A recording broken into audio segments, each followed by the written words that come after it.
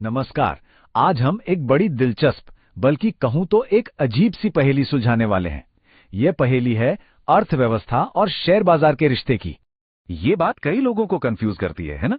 कि जब इकोनॉमी की हालत पतली हो, मतलब बुरी खबरें आ रही हों, मान लीजिए बेरोजगारी बढ़ रही है, फिर भी शेयर बाजार ऊपर क्यों भाग रहा होता है? आखिर ऐसा होता क्यों है? चलिए आज इसी गुत्थी को सुलझाते हैं। अच्छा, तो इस कहानी को समझने के लिए ना सबसे पहले मिलते हैं इसके मेन कैरेक्टर से, और वो है हमारी इकोनॉमी। अब इकोनॉमी जो है वो एक प्रेडिक्टेबल मतलब एक तय साइकिल में चलती है। इसी को कहते हैं बिजनेस साइकिल या फिर आर्थिक चक्र। ये एक लहर की तरह है जिसमें किसी भी देश की इकोनॉमी ऊपर नीचे होती रहती है। आपने बूम बस्ट साइकिल का नाम सुना होगा। ये वही चीज है। हाँ, ये कोई एकदम पत्थर की लकीर वाला पैटर्न नहीं है, पर इसके कुछ खास फेजेस जरूर होते हैं। तो इकोनॉमी के यही 4 चरण होते हैं। आप इसे एक घड़ी की तरह इमेजिन कीजिए, जो बस गोल गोल घूमती रहती है एक ही साइकिल में। ठीक है, तो चलिए एक एक करके इन चारों फेजेस को जरा करीब से देखते हैं। पहला फेज है कॉन्ट्रैक्शन यानी संकुचन। आम भाषा में कहें तो मंदी।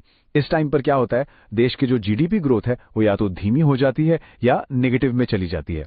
नौकरियां जाने लगती हैं और लोग, बिजनेस सब पैसा खर्च करने से डरते हैं। मतलब ओवरऑल एक अनिश्चितता और डर का माहौल होता है। मंदी के बाद आता है सबसे निचला पॉइंट, जिसे कहते हैं ट्रॉफ या तल। ये वो सिचुएशन है जब इकोनॉमी एकदम बॉटम पर होती है, बेरोजगारी पीक पर होती है। लेकिन, और ये सबसे जरूरी बात है, यहीं से गाड़ी घूमती है, यहीं से रिकवरी की शुरुआत होती है। अच्छी बात यह है कि ये फेज ज्यादा लंबा नहीं चलता। और बॉटम से उठकर हम आते हैं एक्सपेंशन यानी विस्तार के फेज में। अब यहां से सब कुछ अच्छा होना शुरू होता है। जीडीपी वापस पटरी पर आती है, बढ़ने लगती है, नई नौकरियां मिलती हैं, कंपनियों के प्रॉफिट्स बढ़ते हैं, और सबसे बड़ी बात, लोगों का कॉन्फिडेंस लौटता है। वो फिर से खर्च करना शुरू कर देते हैं। और आखिर में पीक यानी शिखर। ये वो टाइम है जब इकोनॉमी फुल स्पीड में होती है, ग्रोथ अपने मैक्सिमम लेवल पर। लेकिन कभी कभी ना इकोनॉमी ओवरहीट कर जाती है। इसका मतलब है कि महंगाई यानी इन्फ्लेशन बहुत तेजी से बढ़ने लगता है, और बस यहीं से एक नई मंदी के साइकिल की शुरुआत का सिग्नल मिलने लगता है। तो ठीक है, ये तो हो गई इकोनॉमी की कहानी। अब आते हैं हमारे दूसरे कैरेक्टर पर, यानी शेयर बाजार पर। और इसका साइकिल ना इकोनॉमी के मुकाबले काफी सीधा और कह सकते हैं कि इमोशनल होता है। बाजार के बस दो ही मूड होते हैं, बुल और बेयर। बुल मार्केट मतलब तेजी का बाजार। स्टॉक की कीमतें लगातार ऊपर जा रही हैं और इन्वेस्टर्स एकदम ऑप्टिमिस्टिक हैं, मतलब पॉजिटिव हैं। और ठीक इसका उल्टा बेयर मार्केट यानी मंदी का बाजार। यहाँ कीमतें लगातार गिरती हैं और इन्वेस्टर्स का मूड एकदम पेसिमिस्टिक मतलब नेगेटिव होता है। तो अब आता है सबसे मजेदार हिस्सा। यही हमारी पहेली सुलझने वाली है।